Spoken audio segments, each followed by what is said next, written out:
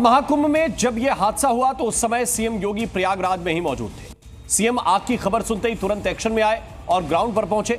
योगी आदित्यनाथ ने अधिकारियों से यह जाना कि हादसा कैसे हुआ और इस पर जांच और कार्रवाई के निर्देश दिए।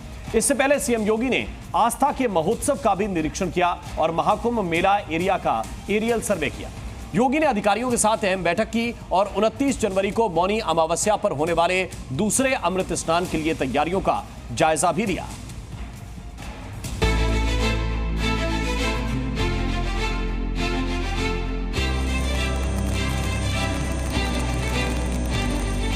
प्रयागराज की पवित्र भूमि पर आस्था का महासंगम हर दिन नया इतिहास रच रहा है।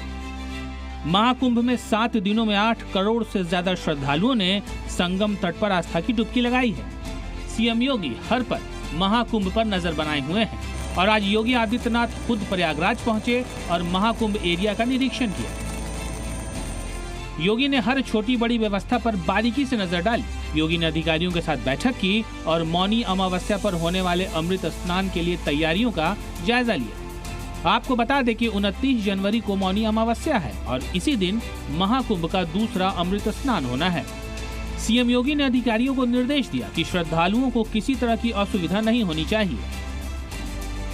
पूरी तत्परता के साथ यहाँ पर सभी विभाग मिलकर के, केंद्र और राज्य सरकार के सभी विभाग मिलकर के पूरी प्रतिबद्धता के साथ लग करके उनकी सुविधा के लिए, उनकी सुरक्षा के लिए, भव्य दिव्य और डिजिटल कुंभ की परिकल्पना को साकार करने के लिए, उनकी आस्था को सम्मान देते हुए और आधुनिकता के साथ जोड़ने के लिए कार्य हो रहा है। मुख्यमंत्री योगी आदित्यनाथ सनातन के इस सबसे बड़े मेले की सफलता के लिए लगातार एक्टिव हैं। आज उन्होंने हेलीकॉप्टर से महाकुंभ मेला क्षेत्र का जायजा लिया और व्यवस्थाओं की समीक्षा की। सीएम ने संगम पर उमड़ी श्रद्धालुओं की भीड़, गंगा यमुना के तट पर बने स्नान घाटों और टेंट सिटी का एरियल सर्वे किया। श्रद्धालुओं को महाकुंभ में जरा भी दिक्कत ना हो, इसके लिए योगी ने छोटे बड़े हर इंतजाम किए हैं और उन्हीं श्रद्धालुओं की सुविधा और सहूलियत देखने के लिए आज योगी खुद प्रयागराज पहुंचे। योगी ने महाकुंभ एरिया का निरीक्षण किया और आयोजन कैसा चल रहा है इसका पूरा अपडेट लिया।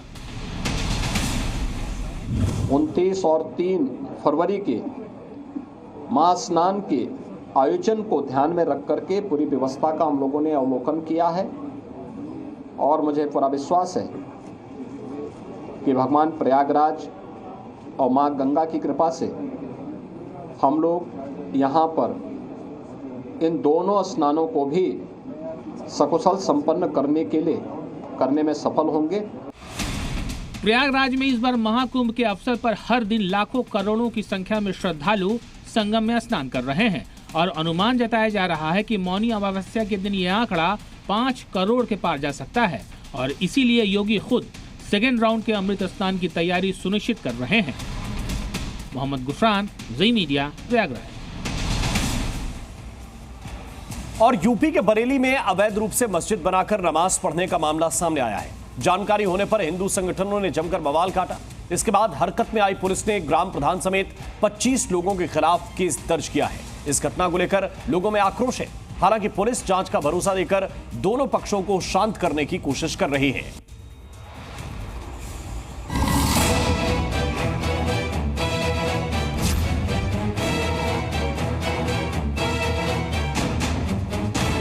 बरेली में अवैध मस्जिद पर बवाल। कैसे एक हिंदू बहुल इलाके से हिंदू पलायन करता है और धीरे धीरे वहां मुस्लिम आबादी बढ़ जाती है। इसका जीता जागता सबूत है बरेली के बहेड़ी से सामने आया ये वीडियो। ड्रोन कैमरे से रिकॉर्ड की गई इन तस्वीरों में देखिए कैसे खाली पड़े प्लॉट में टीन शेड लगाई गई है और अब मस्जिदों को छोड़कर इस टीन शेड में बाकायदा सामूहिक नमाज पढ़ी जा रही है। आप देख सकते हैं कि 200 गज की टीन शेड के नीचे 2-4 लोग या किसी एक परिवार के लोग नमाज नहीं पढ़ रहे। ये विवाद इसलिए हो रहा है कि पूरे मोहल्ले के लोग यहाँ सार्वजनिक तौर पर नमाज पढ़ने आ रहे हैं। करीब 20-25 लोगों ने यहाँ आकर नमाज पढ़ी तो इलाके के लोगों ने ड्रोन से इसका वीडियो बना लिया। हिंदू संगठनों ने सोशल मीडिया पर वीडियो शेयर कर बरेली पुलिस से शिकायत की, जिसके बाद पुलिस और खुफिया विभाग अलर्ट हो गया। मौके पर पहुंचकर जांच की गई तो पुलिस को पता चला कि शुक्रवार को 20 से 25 लोगों ने यहां जुमे की नमाज पढ़ी थी, जिसके बाद पुलिस ने 7 नामजद लोगों सहित करीब 24 लोगों पर FIR दर्ज की है। साथ ही पुलिस ने ग्राम प्रधान समेत 4 लोगों को गिरफ्तार कर लिया है।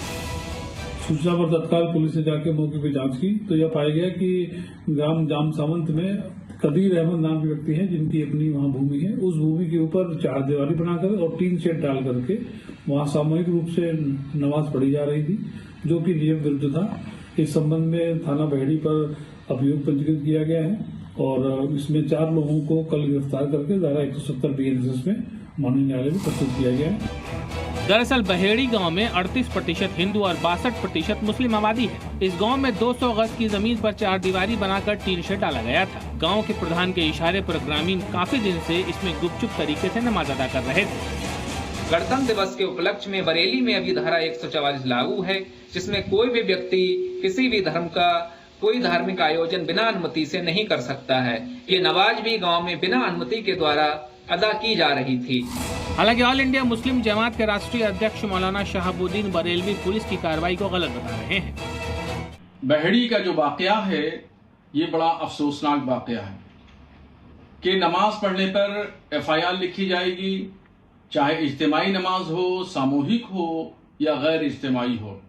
ये तो खुदा की इबादत है और अल्लाह की इबादत करने के लिए पूजा पाठ करने पर भी अगर हमारे हिंदुस्तान में FIR लिखी जाएगी तो हमारे लोकतांत्रिक ढांचे का क्या होगा। मौलाना बरेलवी भले ही पुलिस की कार्रवाई पर सवाल उठा रहे हैं, तो मुस्लिम समाज के लोग ही इन्हें आईना दिखा रहे हैं।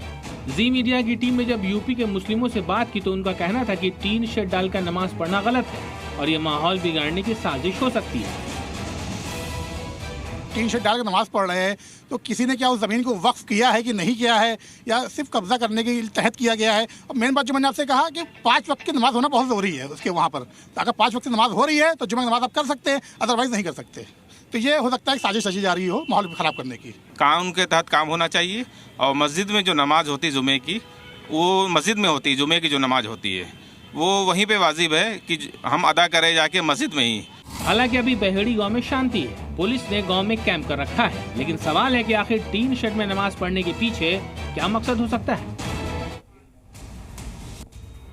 और अब खबर अवैध अतिक्रमण को लेकर हुए एक्शन की। पिछले 24 घंटे में यूपी, राजस्थान और छत्तीसगढ़ में बुलडोजर की बड़ी कार्रवाई दिखी। भूमाफियाओं की अवैध प्लॉटिंग, जमीन कब्जा और बिना नक्शा पास कराए गए निर्माण को प्रशासन ने जमींदोज कर दिया।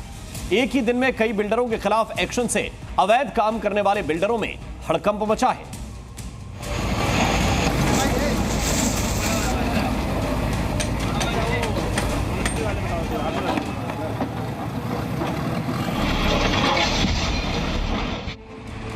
अवैध कब्जा करने वाले माफिया की अब खैर नहीं। यूपी से राजस्थान और छत्तीसगढ़ तक अवैध जमीनों पर जमकर बुलडोजर गरज रहा है। यूपी के हापुड़ में बुलडोजर ने करीब 17,000 वर्ग मीटर की अवैध प्लॉटिंग को ध्वस्त कर दिया। वहीं राजस्थान के कोटा में 14,000 स्क्वायर फीट के निर्माण पर पीला पंजा चला है, तो छत्तीसगढ़ में भूमाफिया की अवैध प्लॉटिंग को प्रशासन ने खाली करा दिया। सबसे पहले बात यूपी के हापुड़ की। यहाँ बिल्डर बिना नक्शा पास कराए अवैध प्लॉटिंग और निर्माण के काम को अंजाम दे रहे थे, जिसके बाद हापुड़ पिलखुआ विकास प्राधिकरण ने एक्शन लिया। NH9 पर कुलीच नगर, सिखेड़ा और लाखन गेट के पास HPDA ने अवैध निर्माण पर बुलडोजर चला दिया। HPA की इस कार्रवाई के बाद से अवैध निर्माण करने वाले बिल्डरों में हड़कंप मच गया है। बड़ी बात यह है कि HPDA ने एक ही दिन में अलग अलग जगहों पर अवैध निर्माण को जमींदोज कर दिया। दूसरी तस्वीर राजस्थान के कोटा से आई है। यहाँ 24,000 स्क्वायर फीट में बनी क्रिकेट एकेडमी पर कोटा विकास प्राधिकरण ने बुलडोजर चला दिया। इससे पहले 13 जनवरी को वन विभाग ने क्रिकेट एकेडमी की 3 पक्की पिच और अवैध निर्माण को भी तोड़ दिया था। इस अवैध निर्माण को तोड़ने के लिए 5 बुलडोजर लगाए गए। अतिक्रमण हटाने की कार्रवाई के दौरान पूरे इलाके में करीब 400 पुलिस जवानों को तैनात किया गया। अगली तस्वीर छत्तीसगढ़ के धमतरी से आई है। धमतरी में नगर निगम ने अवैध प्लॉटिंग पर बुलडोजर एक्शन लिया है। दरअसल कलेक्ट्रेट के पास भूमाफिया बाकायदा प्लॉटिंग काट कर सस्ती दरों में बेच रहे थे, जिसके बाद नगर निगम और राजस्व की टीम ने भूमाफिया के प्लॉटिंग को तोड़ डाला। ब्यूरो रिपोर्ट, जी मीडिया। और अब बात समाजवादी पार्टी की, जो मिल्कीपुर चुनाव से पहले बजरंगबली के सहारे नजर आ रही है। लखनऊ के बाद अब पीलीभीत के एसपी दफ्तर के बाहर भी एक पोस्टर लग चुका है जिसमें लिखा है, हम दलितों के साथ हैं, बजरंगबली। इतना ही नहीं, अखिलेश ने पीडीए के बाद अब ब्राह्मण वोटर को साधने के लिए नया प्लान भी तैयार कर दिया है। मिशन मिल्कीपुर के लिए क्या है समाजवादी पार्टी की तैयारी, इस रिपोर्ट में देखिए।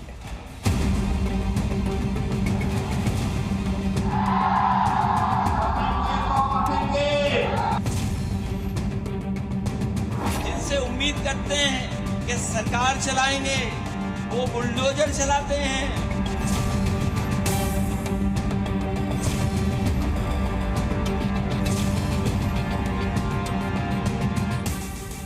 समाजवादी पार्टी इन दिनों बजरंगबली की भक्ति में लीन नजर आ रही है। यूपी के 2 बड़े शहरों में समाजवादी पार्टी के दफ्तर के बाहर हनुमान जी के पोस्टर लग चुके हैं।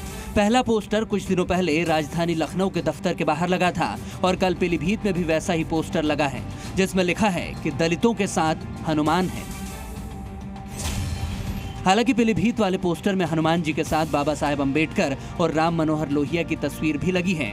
इस पोस्टर के जरिए समाजवादी पार्टी ने बीजेपी पर दलितों को हिंदू नहीं मानने का आरोप भी लगाया है। पोस्टर का संदेश साफ है।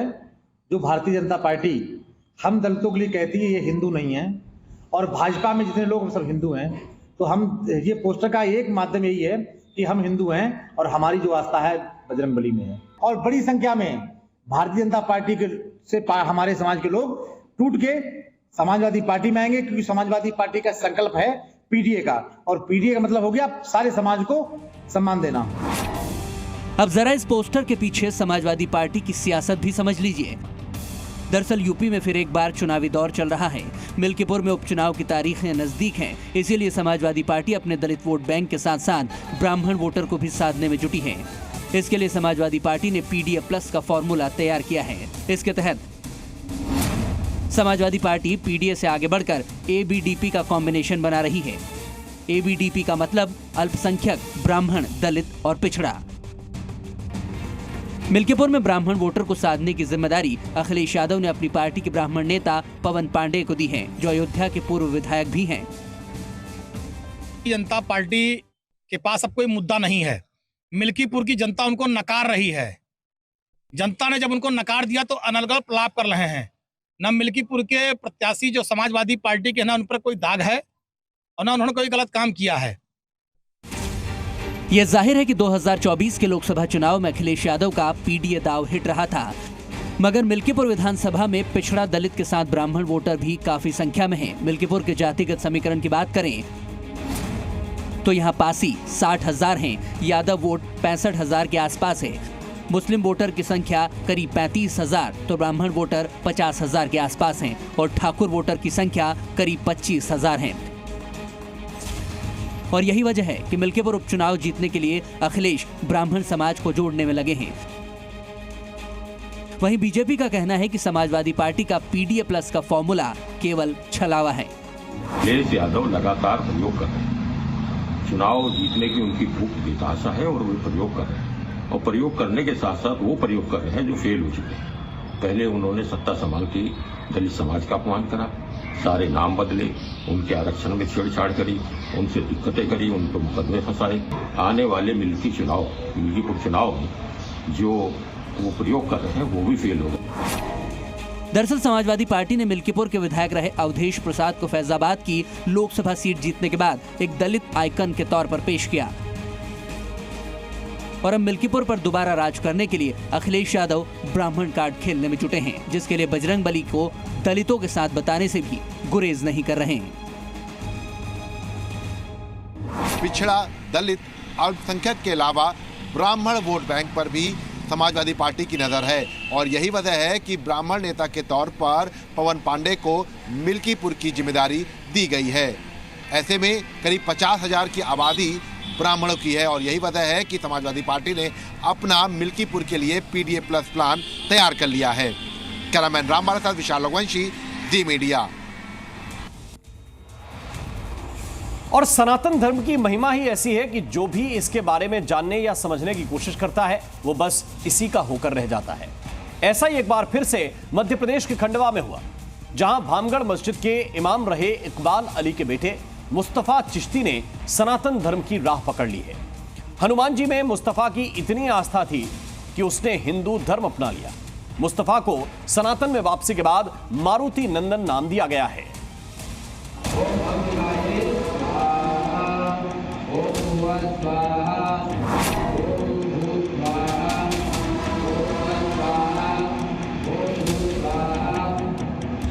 स्नान,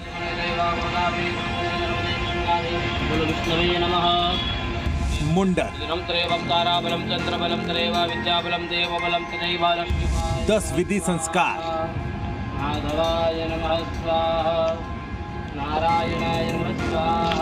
प्राश्चित यज्ञ, फिर धर्म वापसी।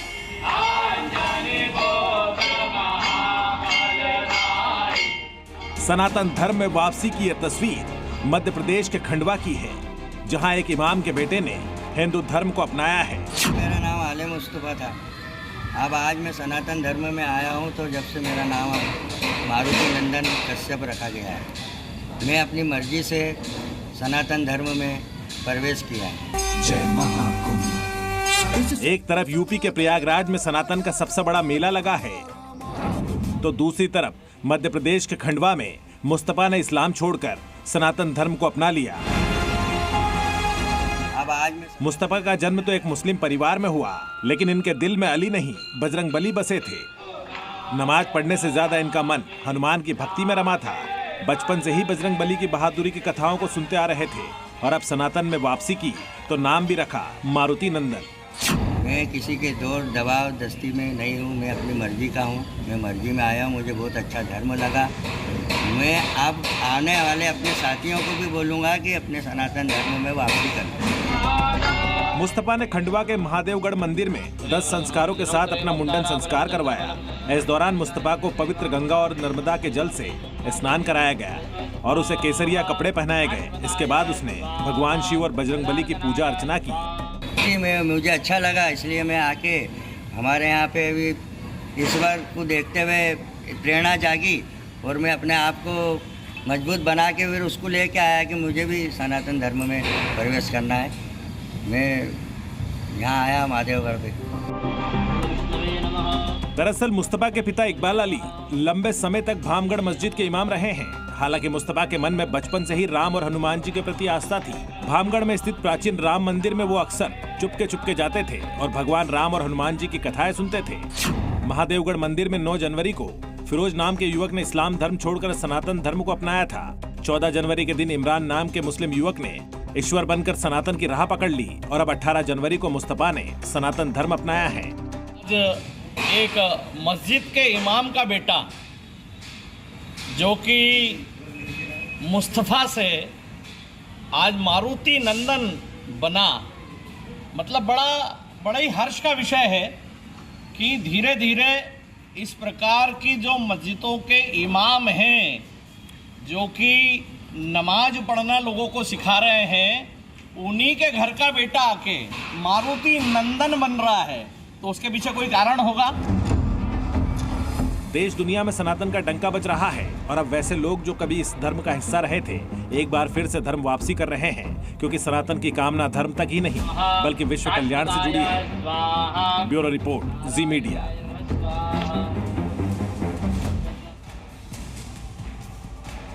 और बाबा बागेश्वर यानी पंडित धीरेन्द्र शास्त्री ने कई लोगों की परेशानियों को दूर किया है, जिसकी वजह से लोग बागेश्वर धाम में अपनी अर्जी लगाते हैं। ऐसा ही कुछ मामला फिर से देखने को मिला, जहां एक महिला पुलिस अधिकारी ने आरोपी की तलाश में बागेश्वर धाम में अपनी अर्जी लगाई। पुलिस ने भरी भीड़ के सामने आरोपी को पकड़ने के लिए बाबा से अर्जी लगाई है।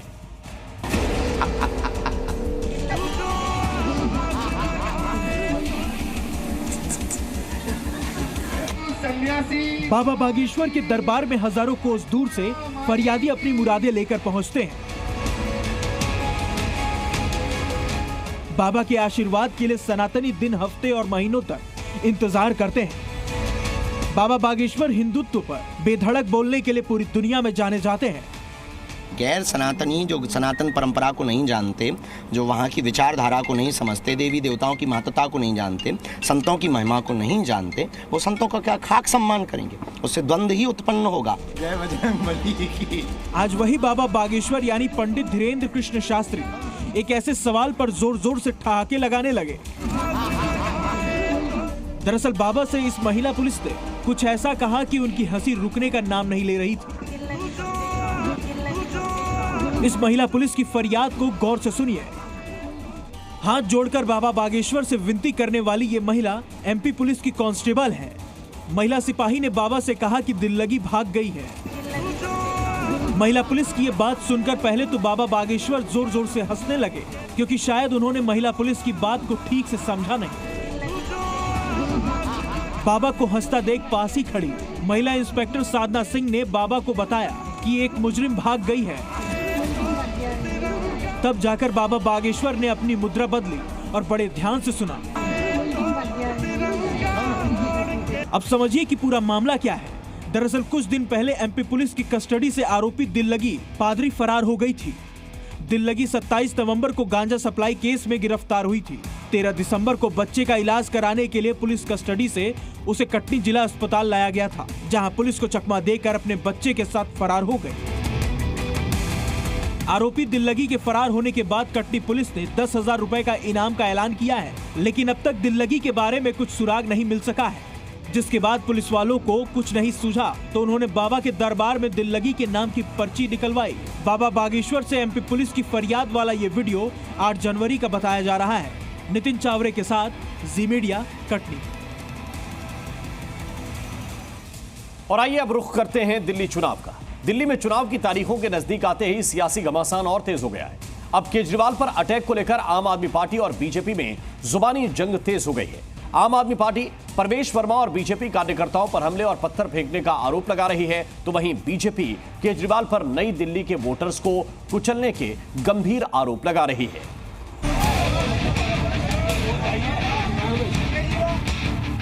जहां जा रहे और तो पीछे भाग रही इनको मारने के लिए। देखिए, भारतीय जनता पार्टी चुनाव की अपनी हार की बौखलाहट से अब अरविंद केजरीवाल जी की जान लेने तक उतर आई। एक पूर्व मुख्यमंत्री के ऊपर कातिलाना हमला करने की कोशिश की जाए। जो जनता के सामने आप जाकर वोट मांग रहे हैं, जब वो आपके सामने सवाल पूछने आते हैं तो आप उनके ऊपर में गाड़ी चढ़ा देते हैं। दिल्ली की सियासी लड़ाई अटैक पर गरमाई। आप और बीजेपी में वीडियो वॉर।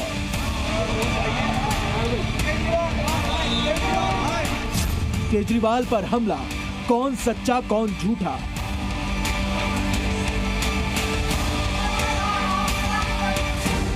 दिल्ली चुनाव में 3 हफ्ते से भी कम का समय बचा है, लेकिन बवाल और आरोप प्रत्यारोप का दौर थमने का नाम नहीं ले रहा है। ये दिल्ली की लड़ाई में नया सियासी चैप्टर है। आम आदमी पार्टी ने बीजेपी पर आरोप लगाते हुए एक वीडियो जारी किया और दावा किया कि प्रचार करते वक्त बीजेपी कार्यकर्ताओं ने केजरीवाल पर हमला किया। तो बीजेपी ने भी वीडियो का जवाब वीडियो से दिया। बीजेपी उम्मीदवार परेश वर्मा ने वीडियो दिखाते हुए दावा किया है कि अरविंद केजरीवाल ने 3 स्थानीय लोगों पर कार चढ़ाई, जिससे उनको चोटें लगी। सबसे पहले सुनिए केजरीवाल की गाड़ी पर हुए अटैक पर आतिशी के आरोप।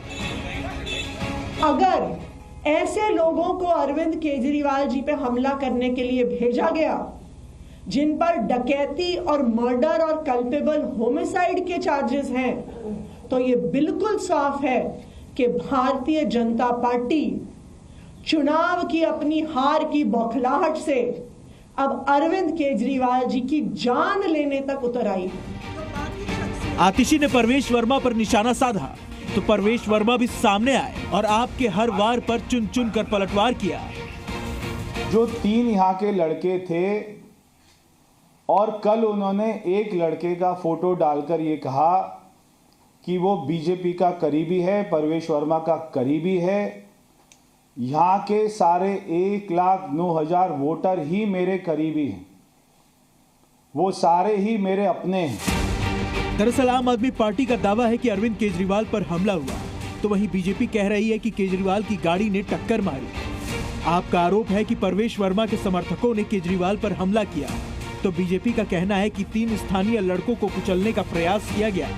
आम आदमी पार्टी केजरीवाल पर साजिश के तहत ईंट और पत्थर से हमले के आरोप लगा रही है, तो बीजेपी का दावा है कि लोगों पर निर्ममता से गाड़ी चढ़ाई गई। दिल्ली के लोगों ने इस तरह का कैंपेन देखा नहीं है, इस तरह की हिंसा आज तक दिल्ली के लोगों ने देखी नहीं है, जिसमें एक पूर्व मुख्यमंत्री के ऊपर कातिलाना हमला करने की कोशिश की जाए। जो जनता के सामने आप जाकर वोट मांग रहे हैं, जब वो आपके सामने सवाल पूछने आते हैं तो आप उनके ऊपर में गाड़ी चढ़ा देते हैं और उल्टा ये नैरेटिव बनाते हैं कि मेरे ऊपर में पथराव हुआ। आरोप प्रत्यारोप के बीच आम आदमी पार्टी के नेता मनीष सिसोदिया ने भी सोशल मीडिया के जरिए बीजेपी पर वार किया। मनीष सिसोदिया ने सोशल मीडिया एक्स पर लिखा है कि अरविंद केजरीवाल जी पर हमला करने वाला बीजेपी का ही गुंडा निकला। केजरीवाल जी की लोकप्रियता से डरी बीजेपी अब उनकी हत्या की साजिश रचने पर उतर आई है। अमित शाह जी, दिल्ली पुलिस आपके अधीन है, फिर भी अब तक आरोपी की गिरफ्तारी क्यों नहीं हुई? क्या इन आरोपियों को शह देना बीजेपी की राजनीति का ही हिस्सा है? आम आदमी पार्टी और बीजेपी में वार पलटवार के बीच कांग्रेस ने भी बैकडोर से एंट्री कर दी है। केजरीवाल जी ने इतनी निर्ममता से, इतनी क्रूरता से अपनी गाड़ी 3 युवकों पर चढ़वा दी, ये ओछी राजनीति का परिचय है। ये साफ दिखा रहा है कि वो अपनी आगामी हार से भयभीत है। इनका आपसे सवाल पूछना बहुत लाजमी है, पर आपका इस तरह भाग जाना और अपनी गाड़ी इन पर चढ़ा देना, ये तो आपराधिक है। हमले की तो हम निंदा करते हैं, किसी भी तरीके की हिंसा निंदा करते हैं। हमारे लोकतंत्र में, हमारे प्रजातंत्र में हिंसा की कोई जगह नहीं है। मैं बस आशा करूंगा कि पुलिस इन्वेस्टिगेट करे कि इसके पीछे क्या है, क्या नहीं है, और तभी पता चलेगा किस तरीके का हमला है। लेकिन सबसे कहूंगा, चुनाव है, चुनाव की, वोट की, इसकी एक प्रतिद्वंद्विता है, ये कोई दुश्मनी नहीं है, ये कोई लड़ाई नहीं है। सियासी वार पलटवार अपनी जगह है, लेकिन बड़ा सवाल ये है कि क्या अरविंद केजरीवाल की कार पर हमला हुआ और इस हमले पर किसके आरोप में दम है? आखिर कौन सच बोल रहा है और कौन झूठ? दिल्ली से जी मीडिया के लिए नीतू झा के साथ देवेश भाटी की रिपोर्ट। और केजरीवाल पर हुए हमले के बाद अब बात करते हैं बॉलीवुड एक्टर सैफ अली खान पर हुए हमले की। मुंबई में सैफ अली खान पर हुए हमले का आरोपी आखिरकार शिकंजे में आ ही गया है। सीसीटीवी फुटेज में बार बार दिखने वाला हमलावर, जो हर बार पुलिस के हाथों से फिसल जा रहा था, आखिरकार थाने में दबोच लिया गया। जिसने बॉलीवुड स्टार और मुंबई पुलिस दोनों की नींद उड़ा दी थी, वो अब पुलिस के हत्थे चढ़ चुका है। थाने की झाड़ियों से गिरफ्तार हुए हमलावर की सच्चाई ने सबको चौंका दिया। शक है कि आरोपी के हैंडलर विदेश में बैठे मास्टरमाइंड भी हो सकते हैं। एक आरोपी को उसमें अरेस्ट किया गया है। ये जो आरोपी है बांग्लादेशी ओरिजिन का है। शिकंजे में सैफ का हमलावर झाड़ियों के बीच से पकड़ा गया। आरोपी का नाम मोहम्मद शरीफुल इस्लाम शहजाद। मुंबई पुलिस को खूब छकाया, आखिरकार पकड़ में आया। सैफ पर हमले की मिस्ट्री सुलझी, आरोपी निकला बांग्लादेशी ओरिजिन का है। शरीफुल बांग्लादेश से आया। उन 15 दिनों में उसने क्या किया? 15 दिन पहले फिर मुंबई आया है, ऐसा इन्वेस्टिगेशन में पता चला। आखिर किसके इशारे पर हुआ सैफ अली खान पर अटैक? सैफ अली खान पर हुए अटैक की मिस्ट्री, जो हर बीतते घंटे के साथ उलझती जा रही थी, वो अब सुलझती हुई नजर आ रही है। वो हमलावर जो सीसीटीवी फुटेज में बार बार दिख रहा था, पुलिस की पकड़ में नहीं आ रहा था, आखिरकार पुलिस ने उसे दबोच ही लिया। नाम शरीफुल इस्लाम शहजाद, उम्र 30 साल, निवासी बांग्लादेश। आरोप सैफ अली खान पर अटैक। ये तस्वीर उसी शख्स की है जिसने सैफ अली खान को उनके घर में घुसकर 6 बार चाकू मारे थे। सैफ अली खान और करीना कपूर का सबसे बड़ा दुश्मन यही है। यह वो हमलावर है जिसने मुंबई पुलिस की 72 घंटों से नींदें उड़ा रखी थी और आखिरकार ये पुलिस के हत्थे चढ़ गया। सैफ अली खान पर हमले के 72 घंटे बाद आरोपी को पुलिस थाने से गिरफ्तार कर चुकी है और गिरफ्तारी के बाद इससे जुड़े बड़े बड़े खुलासे हो रहे हैं। 16 जनवरी की रात सैफ करीना के घर में घुसे हमलावर की तलाश मुंबई से सटे थाने में आकर खत्म हुई। देर रात पुलिस ने मोहम्मद शरीफुल को गिरफ्तार कर लिया। एक आरोपी को उसमें अरेस्ट किया गया है। उस आरोपी का नाम मोहम्मद शरीफुल इस्लाम शहजाद है। मोहम्मद शरीफुल इस्लाम शहजाद ये आरोपी चोरी के इरादे से उस घर में उसने एंटर किया था और उस समय पर ये इंसिडेंस हुआ था। थाने के जिस इलाके से मोहम्मद शरीफुल शहजाद को गिरफ्तार किया गया वहां झाड़ियां हैं। जी मीडिया की टीम उसी जगह पहुंची जहां से मुंबई पुलिस ने शहजाद को दबोचा। मुंबई के बॉलीवुड अभिनेता सैफ अली खान के हमले में जो मुख्य आरोपी था उसको अभी ठाणे और मुंबई पुलिस ने जो है गिरफ्तार किया गया है। अभी फिलहाल मैं उसी घटनास्थल पर मौजूद हूँ जहां पर वो आरोपी जो मोहम्मद जो है उसको गिरफ्तार किया गया था। आप जो ये पूरा परिसर देख रहे हैं यहीं पर जो है वो आरोपी लेटा हुआ था रात के ठीक 2 बजे और यहीं से जो है वो आरोपी को गिरफ्तार किया गया है। क्या ये हमलावर सिर्फ सैफ पर हमले के लिए ही बांग्लादेश से आया था या इस हमले के पीछे भी कोई साजिश थी? क्या इस हमलावर के हैंडलर कोई और हैं? एक बात और इस प्रेस कॉन्फ्रेंस में पुलिस ने की जो बिल्कुल समझ से परे है। अब तक ये अटकलें लगाई जा रही थी कि जो आरोपी है वो सैफ करीना के घर से बिल्कुल वाकिफ है, लेकिन पुलिस ने बताया कि ऐसा पहली बार हुआ है जब वारदात वाले दिन ही ये आरोपी सैफ और करीना के घर में दाखिल हुआ था। क्या इस हमलावर के हैंडलर और भी हैं? पुलिस ने भले ही ये साफ कर दिया हो कि हमलावर कौन था, लेकिन हमलावर ने सैफ को ही टारगेट क्यों किया और सैफ का ही घर क्यों चुना, इसको लेकर मुंबई पुलिस अभी पूरी तरह खामोश है। अश्विनी पांडे, पैच अश्विन पांडे, जी मीडिया, मुंबई। और अब सवाल यह है कि मोहम्मद शरीफुल आखिर किसके इशारे पर बांग्लादेश से मुंबई आया था और उसने सैफ अली खान पर ही हमला क्यों किया? क्या उसे सैफ अली खान के आने जाने के बारे में पूरी जानकारी थी? और सबसे अहम सवाल कि क्या उसके रडार पर और भी बॉलीवुड स्टार थे? यह सवाल इसलिए क्योंकि अब इस वारदात में इंटरनेशनल साजिश के तार जुड़ रहे हैं। कैसे पाकिस्तान और बांग्लादेश सवालों के घेरे में है, देखिए इस रिपोर्ट में। भारत में मुस्लिम सेफ नहीं, ये नैरेटिव कौन बना रहा है?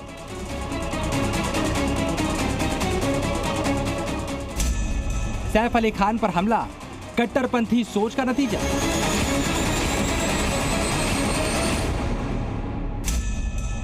सैफ के अटैकर के लिए बांग्लादेश से ऑर्डर आया था। जहरीली जमात की परछाई, इंटरनेशनल साजिश की गवाही।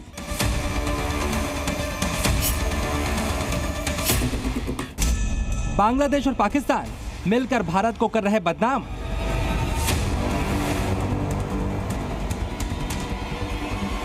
भारत के खिलाफ बांग्लादेश एक्सपोज हो। भारत में मुस्लिम सेलिब्रिटी सुरक्षित नहीं। सैफ अली खान पर अटैक कहीं यही नैरेटिव बनाने की कोशिश तो नहीं, क्योंकि सैफ के हमलावर की गिरफ्तारी के बाद जो बातें सामने आ रही हैं उसकी एक एक कड़ियां जोड़ने पर इंटरनेशनल साजिश की बू आ रही है। हम ऐसा क्यों कह रहे हैं? इसके पीछे एक नहीं बल्कि कई वजह हैं। शुरुआत करते हैं आरोपी के उस फ्लैशबैक के साथ जब वो मुंबई आया था। दरअसल मुंबई पुलिस की गिरफ्त में आया आरोपी मोहम्मद शरीफुल इस्लाम शहजाद 5-6 महीने पहले बांग्लादेश से अवैध रूप से भारत आया था। वो सीधे मुंबई में एक हाउसकीपिंग कंपनी में सफाई कर्मी की नौकरी करने लगा था। इसके बाद वो कुछ दिनों तक मुंबई में रहा और फिर गायब हो गया और इसके बाद 15 दिन पहले वो मुंबई में दिखाई देता है। सवाल यह है कि वो इस बीच कहाँ रहा? क्या वो दोबारा बांग्लादेश तो नहीं चला गया था और वहाँ से कोई टारगेट लेकर मुंबई वापस आया? सवाल ये भी है, क्या मोहम्मद शरीफुल जब मुंबई में हाउसकीपिंग कंपनी में नौकरी कर रहा था उस दौरान क्या उसने फिल्मी सितारों के घरों की जानकारी ली थी और क्या रेकी करके वीडियो बनाए थे? इस इंटरनेशनल साजिश के सवाल इसलिए भी खड़े हो रहे हैं क्योंकि 16 जनवरी को बांग्लादेशी नागरिक मोहम्मद शरीफुल सैफ अली खान पर रात 2:30 बजे हमला करता है और 16 जनवरी को वारदात वाले दिन ही पाकिस्तान के पूर्व मंत्री फवाद हुसैन चौधरी का स्टेटमेंट आता है। फवाद चौधरी बोलता है कि सैफ अली खान अस्पताल में भर्ती हैं। पाकिस्तानी नेता ने इसे भारत में मुस्लिमों को खतरे से जोड़ते हुए हिंदू महासभा पर आरोप लगा दिए। उसने कहा कि हिंदू महासभा के उदय के बाद से मुस्लिम अभिनेताओं को जान का गंभीर खतरा है। भारतीय मुसलमानों के अधिकारों के लिए पाकिस्तान को उठना ही होगा। अब बड़ा सवाल यह कि पाकिस्तान के पूर्व मंत्री को भारत में हुए फिल्मी सितारे के हमले पर इतनी जल्दी और इस भाषा में बयान देने के साथ साथ हिंदू मुसलमान करने की जल्दबाजी क्यों महसूस हुई। और अब बात पाकिस्तान की। विदेश मंत्री एस जयशंकर आतंकवाद को पालने पोसने वाले पाकिस्तान पर जमकर बरसे। उन्होंने कहा कि सीमा पार आतंकवाद को समर्थन देने के मामले में पाकिस्तान की सच्चाई किसी से छिपी नहीं है। जयशंकर ने कहा कि पाकिस्तान आतंकवाद को समर्थन देता है, लेकिन अब उसी आतंकवाद का कैंसर पाकिस्तान को खाने लगा है। बदहाल और तबाह क्यों है पाकिस्तान? पाकिस्तान क्यों देता है आतंक को पनाह? क्यों अलग थलग पड़ा है पाकिस्तान?